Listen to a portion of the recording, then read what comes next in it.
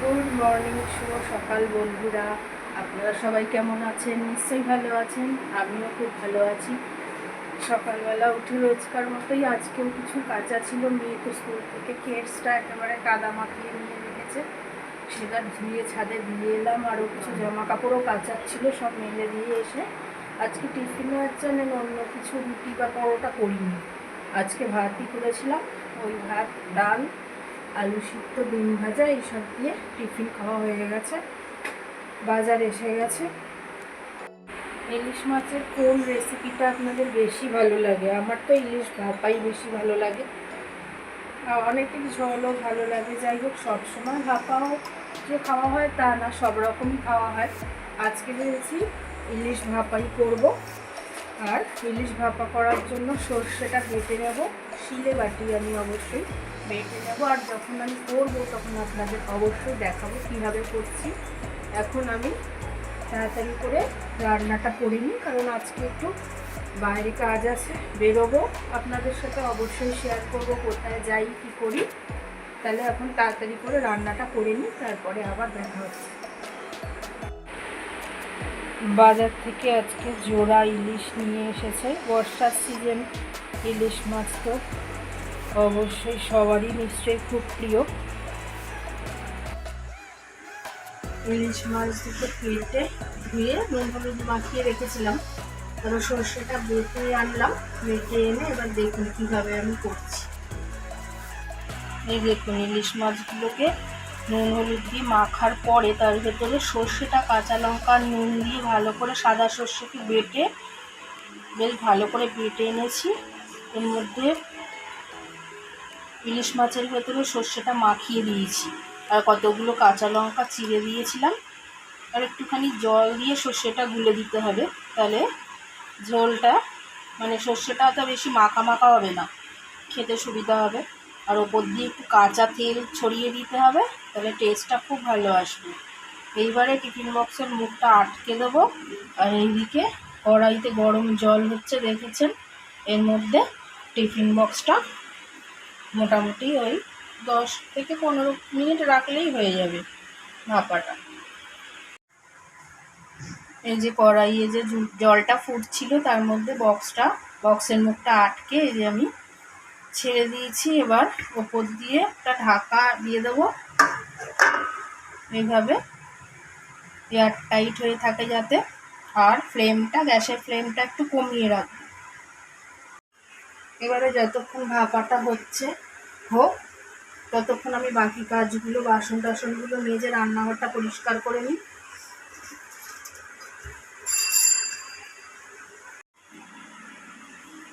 এই দেখুন, বাজার থেকে আজকে একটা পাকা আনারস এনেছে।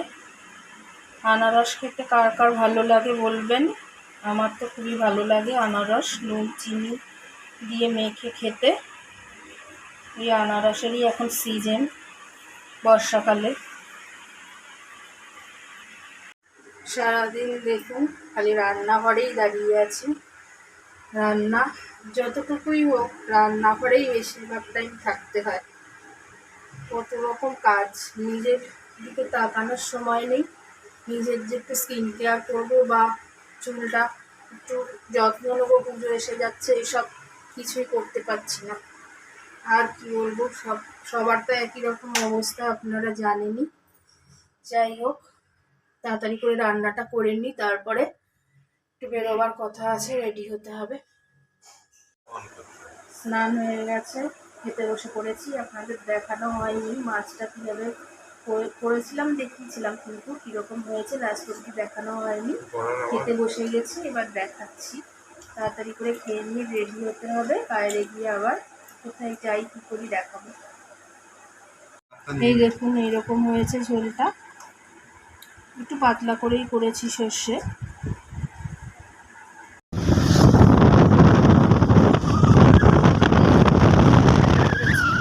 আজকে বাইকে করেই যাচ্ছি,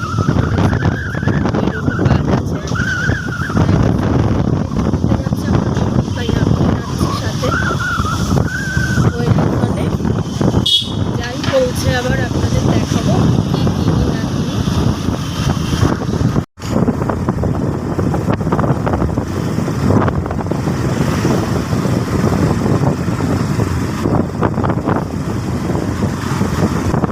যাওয়ার পথে খিদিরপুর ডকের এই রিভলভিং ব্রিজটা দেখতে পেলাম, তাই আপনাদের দেখাচ্ছি। এখান দিয়ে সব বড় বড় জাহাজ যাতায়াত করে। এখন পানামা আর বাংলাদেশের জাহাজ দুটোই দেখা যাচ্ছে।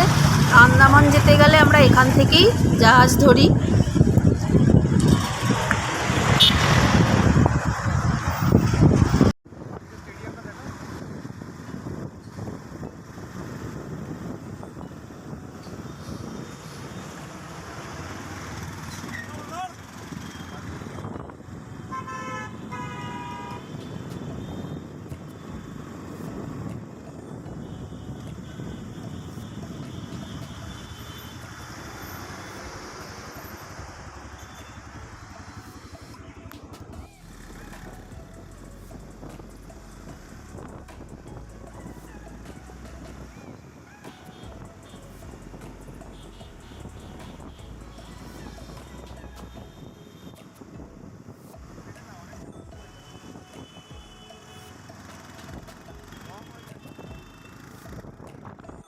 এই দেখুন, এই দোকানে আমার বর ভেতরে আছে, একটা পছন্দও করে ফেলেছে।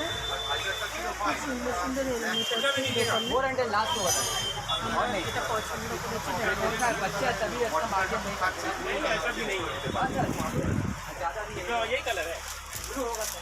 এটা আমরা পছন্দ করেছি।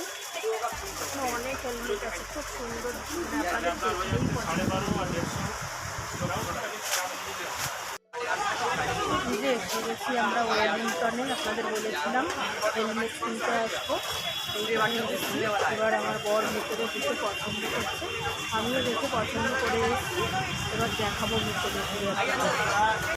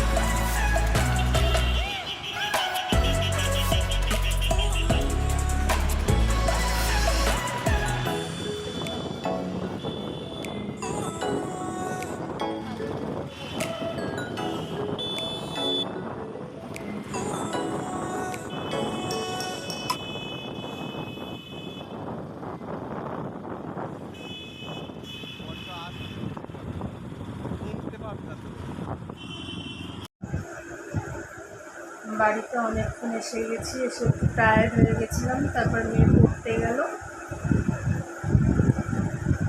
আমার বরের মোটো ব্লগিং করার জন্যই এই হেলমেটটা প্রয়োজন ছিল, আর এই স্ট্যান্ড, মোবাইল লাগানোর স্ট্যান্ডটাও দরকার ছিল, ওই জন্যই গেছিলাম আজকে।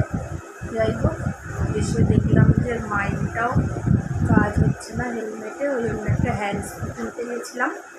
এই ফিরলাম, এবার মেয়ের ছুটির টাইম হয়ে গেছে, ওকে আনতে যাবো। আপনাদের দেখিয়ে দিই একবার হেলমেটটা।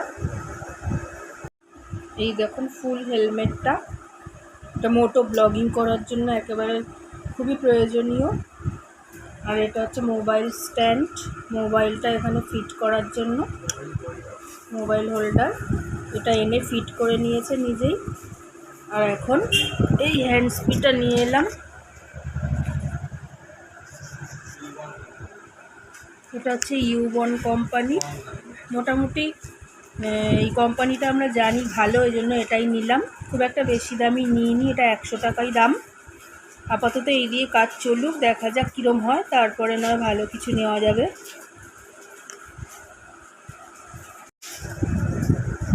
আজকের ব্লগটা তাহলে এখানেই শেষ করলাম।